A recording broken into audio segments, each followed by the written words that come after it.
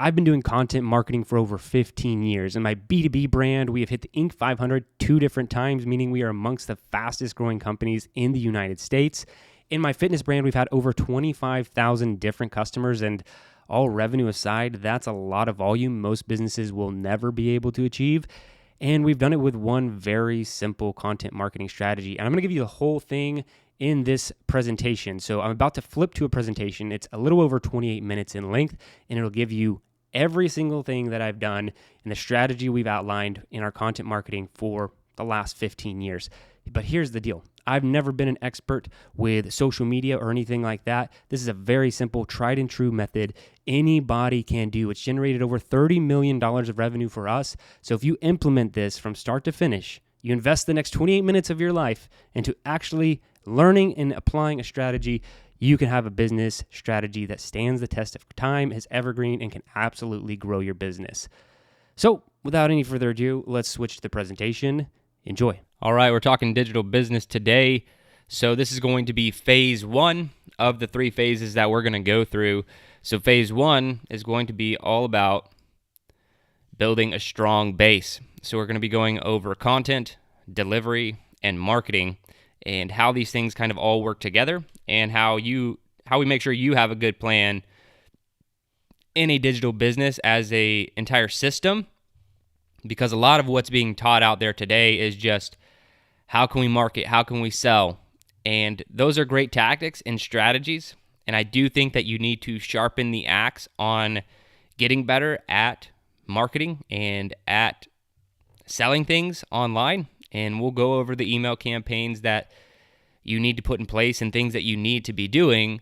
But ultimately, if you don't have a strong base and you're not doing some of these very simple tactics and ideas, you're going to run out of steam and you're not going to have a business that's going to last for very long. Now, what I'm going over today is a lot of proven marketing strategies and things that I've been doing, but at the same time, this is pursuing mastery. This is building the really strong foundation of what you need to do to operate a digital business for a long period of time. If you just want to broadcast and sell something to your email list every week, you'll have a digital business for about a month, maybe 3 months, and then it'll be over. You'll stop making money. If you're in this for the long game, do not skip building a strong base, and you build that strong base through content, delivery, and marketing. So let's get into it. First, we'll go over content. Now, content, you'll see in the white letters under content, I call it deposits. So you got to think of your business as a deposit and withdrawal system. So every time you ask somebody to buy something, you are withdrawing some of that social capital. Every time you provide them valuable, keyword valuable information that helps them improve their lives in some way, that is a deposit. The more deposits you put in, the more likely you will be able to take out a withdrawal. And what a lot of marketers are doing in the online space is they're only ever focusing on that withdrawal piece, and that's the sexy piece. What can we sell? What's the new Facebook campaign? How do we market? But if you're not on top of this deposit side, which is content, like I said, you're not going to have a digital business for very long. So this is very important, and you need to make sure that you're doing it properly. Now on the left there, you'll see psyche, so reciprocity and liking. I'm going to have some psychological principles for everything that we're doing in this phase, and I just want you to know that, a great book, The 6 Principles of Persuasion by Robert Cialdini. So he has 2 great books. I recommend, I think it's Persuasion and Persuasion, both phenomenal books. I highly recommend reading them because when you're trying to foster an online community, how do you do that? How do you actually build a relationship with another human being without ever truly meeting them? How can that be done? So when I talk about these psychological principles, it's not something I researched and then I was like, oh yeah, how do I trick people into buying stuff? My research and the path I started to go down several years ago was how can I actually develop a relationship with another human being without ever meeting them? How can I do that in my messaging? What do I need to be saying? How do I get someone to like me? So the two psychological principles you are hitting with content is reciprocity and liking. So reciprocity is a simple one, is you're giving somebody something for free. All of your content should be valuable. It should be of use. It should be helpful. And the more you give somebody, it's just a psychological principle that, hey, if you keep giving me something, I might do something in return. Like say we were hanging out for a weekend, and every time we went out to eat, you bought my meals for no reason. You just like, I got it, I'll buy it. And say I let you do that and you bought all my meals. And then you asked me for something simple at the end of the weekend. You're like, hey man, I gotta move this refrigerator out of my garage over to my parents' house. Can you help me out? Absolutely, I'm going to help you out.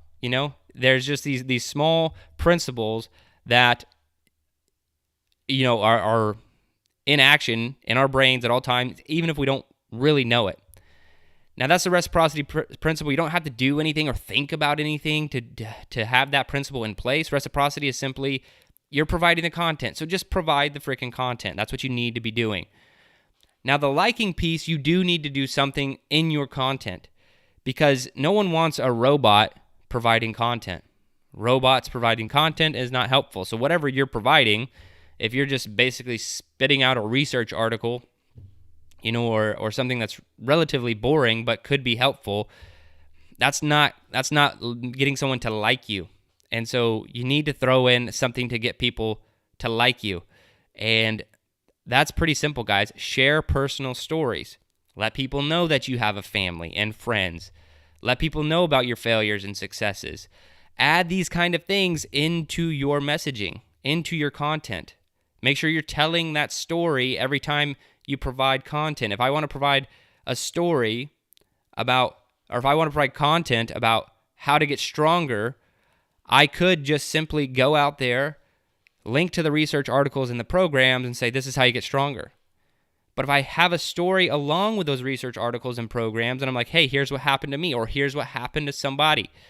Here's my story. Here's the full story about that. And then I fit that into my content. People are starting to like me a little bit more because they know more about my story. They know more about my journey.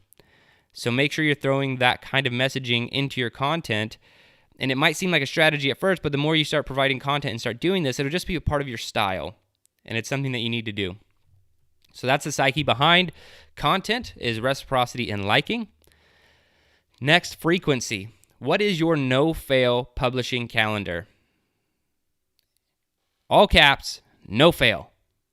So if you're going to be doing content, and your content can be anything, and it can be multiple forms. So if you want to write articles, if you want to do videos, if you want to do a podcast, whatever it is that you want to do, you need to do it, and you need to stick to it. And I generally recommend that you stick to it for a minimum of 12 weeks before you decide that you're going to abandon it and you don't want to do it. Not only 12 weeks at what frequency? I recommend at a minimum once per week. So say you publish whatever your content is every Monday, every Wednesday, every Friday, whatever it is. Now you could publish multiple times. If you want to publish Monday through Friday, that's great. But you need a no-fail publishing calendar. And when I say no fail, I mean for at least a minimum of 12 weeks, 3 months, you publish something, some new form of content on like a Monday, and you don't ever stray from that. It is a no-fail part of your business. So if it's once a week, great, you publish it on Monday. And I also want this to be published on your website. So if you're thinking like, yeah, I'm gonna do some awesome Instagram post, we'll get into that. We'll get into that in the delivery section. I want all of your content published on your website first. Even if it's going to go to Instagram, YouTube, wherever else, you need to think of your website as the main thing. Why? Your website is the only thing you actually own. Your website is the only thing you actually own. You think you own your Instagram account? You don't. Facebook could decide that they want to shut down Instagram tomorrow, and you would be screwed. Same with Facebook, same with Twitter, same with YouTube. Now, I don't think these platforms are going anywhere, but how they distribute your content and how they, decide who sees it and who doesn't see it, you have no control over that. And so you need to be publishing on your own website first. Then you can move to the social channels. You need to think of these social channels as just a way to broaden your reach of your content, not to only be your content. So make sure you set a no-fail publishing calendar, write down what that is, and do not skip whatever it is for at least 3 months. Next, your audience or niche. I'm just going to, if you want to talk to runners or whatever your niche is, you need to decide on that, and that's who you're talking to. Don't try and be super broad and, I'm just going to take care of everybody. My content is for every human on the planet. That's a fast track to nowhere. So broad equals bad is the only message I want to get across to you. Make sure you're niching down to some degree. It doesn't need to be like a super crazy niche, underwater basket weaving who also likes to run and has 3 kids. Like, it doesn't need to be that crazy, but broad is bad. So make sure that you've niched down to a specific population and you know what your content is going to be about. That way, every time you produce content, you have that audience in mind. Now, the last thing, this is a little bit more challenging, especially early on when you're creating content frequently, but who cares? Like, who cares about your content? Like, why would anyone care about it? What makes you different? There are at least 1,000 people publishing the same message that you're publishing, so why would anyone or why should anyone care at all? Now, this is not a mandatory checkbox here, but I really want you to, sit and think about it and even write a statement down if you have one. But what makes you different than other people who are like you? Why should anyone care about your content versus someone else producing the same type of content? Answer that question and you will be on your way to success, more success with content than most other people ever achieve. All right, now building that strong base, let's get to delivery. So the delivery piece here, the psychological principles that we're hitting is authority and consensus. So I'm assuming if you're providing content, you are some sort of authority in your space, whether that's through a degree, whether that's through a certification, whatever it is that makes you able to say the things that you want to say. And if you are venturing a little bit past your scope as an authority, then your authority becomes your story, or your results that you've gotten for people. But you need to make sure that's known when in the delivery of your content. And this is fairly easy. You can provide this in your email signature if you have letters next to your name, put it in your Instagram bio, things like that. Just making sure people are aware that you're not just some random person on the street spouting off nonsense. Now, consensus. When you are delivering your messaging to people, let's say through email, you need to let them know that other people are doing this too. Going back to that content delivery, your content, like what kind of stories can you weave in about Fred who's done the same thing, or Johnny or whatever? Getting, they're kind of like masked testimonials. Even if they're not your testimonials, you could be like, a majority of people do this, and this is how you fix that problem. So once people know that you're an authority and that other large groups of people are doing the same thing or doing the same thing improperly and you're going to fix it, it gets them more on board with going down the path with you with whatever information you're going to provide. So in the delivery, make sure that you're not beating people over the head with authority. It's just subtly in there. Like I said, email signature, something like that, and that you have a consensus. You're talking about other people who've done it, large groups, so on and so forth.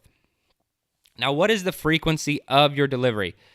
So big picture, what is delivery? If I write an article on my website, it's out there, right?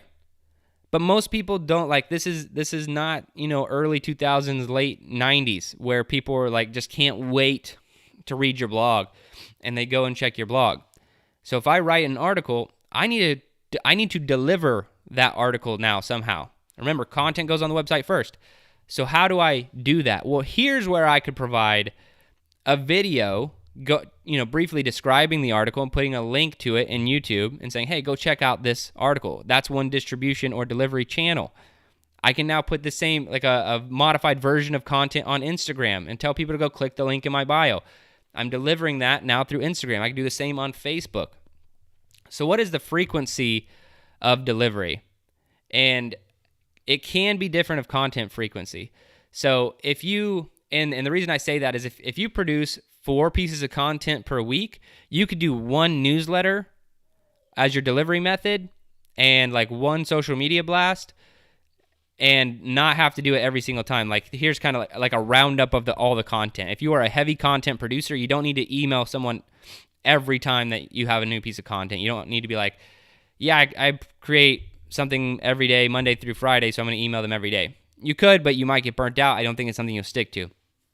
So what is your frequency of delivery? How often? What are you going to do? And so that's just something you need to decide on. What is your frequency of delivery? So if you write an article, if you decide your content is going to be a podcast on Mondays, when do you deliver that? Do you deliver that same on Mondays? Let people know. It can be that simple, or you can make it more complicated. And how are you going to get it out to those distribution channels? Now, what is your no-fail method of delivery? I've spoken about this in the past, but for us, it's email. Going back to what do I own? I own my communication with people who have given me their email address because Facebook can't decide who sees and who doesn't see the message. People are in charge of that when they open their inbox, whether they want to see my message or not see my message. So my no-fail method of delivery is email. Everyone's going to get an email when I have new content and I provide new things. So that is my no-fail method of delivery. When I say no-fail, what do you think that means? It means no freaking fail. That means it happens no matter what. You do not miss it. If you guys knew the numbers or you tracked the numbers on like email marketing, like for me, I send out a weekly 5-line Friday. Everything's trackable about that through different software that I'm using. So I know the ROI of every email. Now, it's a long term. It's not like I send an email on Friday for my 5-Live Friday emails and I make $1,000 that day from that from that email. But the ROI over time turns out to be a lot higher than you would expect. So for me to miss, there's 52 weeks in a year. For me to miss one of these Fridays costs the company several $1,000s. So I don't fail. I don't miss my 5-Line Friday emails. They happen every week. And you need to start getting into that same mindset. What is it that if you want to have a digital business, your delivery, like if you create new content and you're delivering that out to your audience, this isn't something like if you get around to it or a nice to do. This is absolutely something you have to do. It's part of being serious in digital business. What is your no-fail method of delivery? I do highly recommend that the first piece being email. Next would be social. So if you are big on Instagram or whatever, then what is your publishing calendar? How are you getting that content out there? Like I said, website first, and then you go to Instagram. So is it daily? Is it weekly? How are you going to do it? So, and decide which social channel you're going to be on. You can be on all of them. That's time consuming. Which one do you want to own? Is it Instagram? Is it YouTube? Do you really primarily want to stick to your website and email? That's what we've done is website and email, and we have social presence, but it's not something that we focus on. And so, yeah, and you can go a long way with just your website and email. So decide on your no-fail method of delivery. What's that going to be? Email, a social channel, etc. And now we can move on. All right, lastly, going on to marketing. Okay, so you see that I have marketing here stated as withdrawals. And I mentioned earlier that content is your deposit. Marketing and sales, in the digital space, I'm not going to really get into sales. It's all kind of just marketing to me, because content marketing can sell things without you even asking to sell them. So that we don't need to kind of differentiate the two like you would in other spaces. So marketing is your withdrawals. This is where you're asking people to buy things. People don't generally like it. People don't, if you're asking every week for someone to buy something, that would be annoying. And you don't want to be that person who's always doing that. So we'll talk about some brief strategies on that. But my little rule of thumb is also there in white. For every withdrawal, every time you ask to buy, you must provide at least 2 deposits. And so when you start thinking about that, it might change your marketing efforts a little bit more. So if you're like, hey, I'm going to blast my email list and say, hey, buy my new awesome product or course. Okay, you've done that now. You now owe your audience 2 valuable pieces of content that can help them.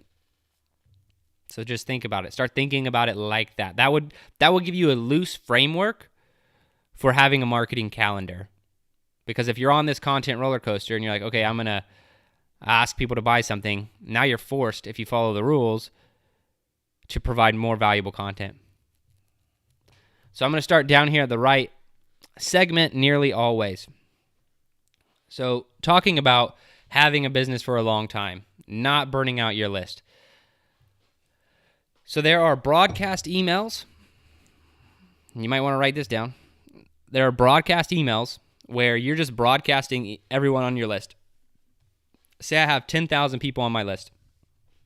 What am I going to communicate to all 10,000 of these people at a time? The first thing would be content.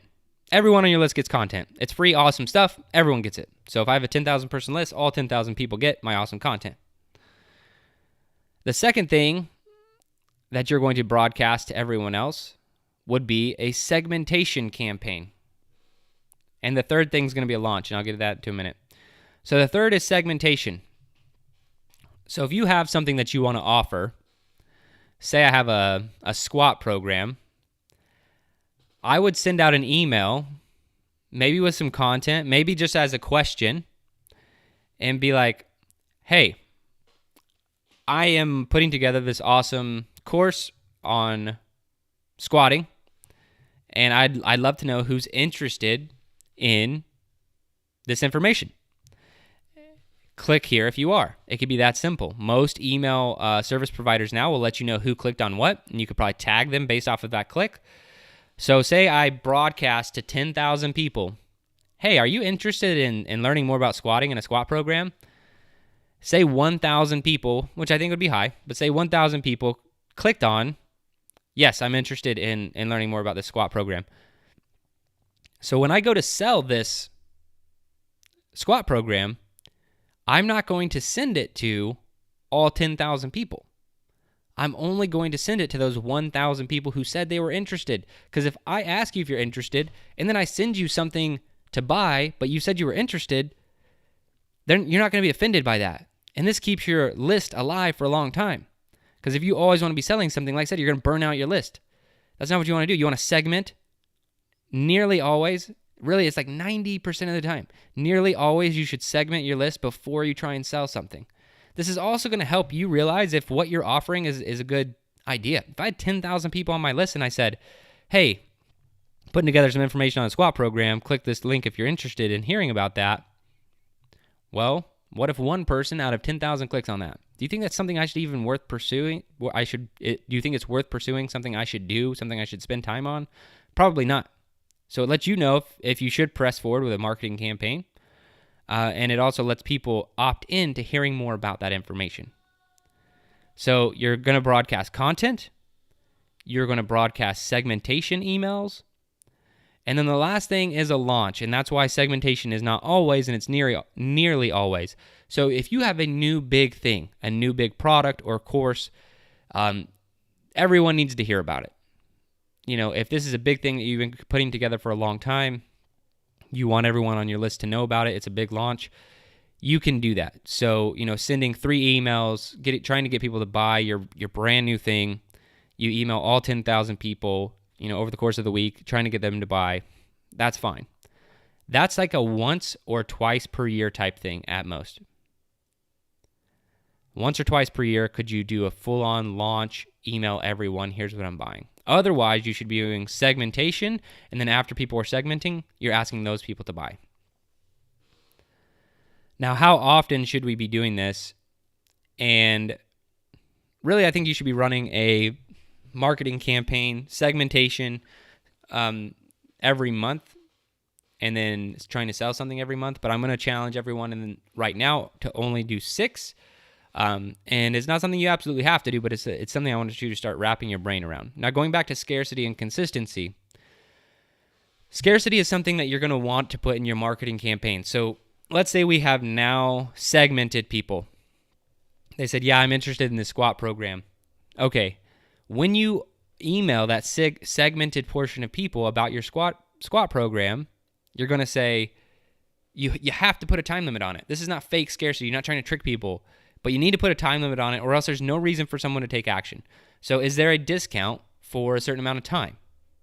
Like, hey, this is going to cost $200. I'm going to do it for $149 for the next 5 days. If you're interested in getting involved, get involved now.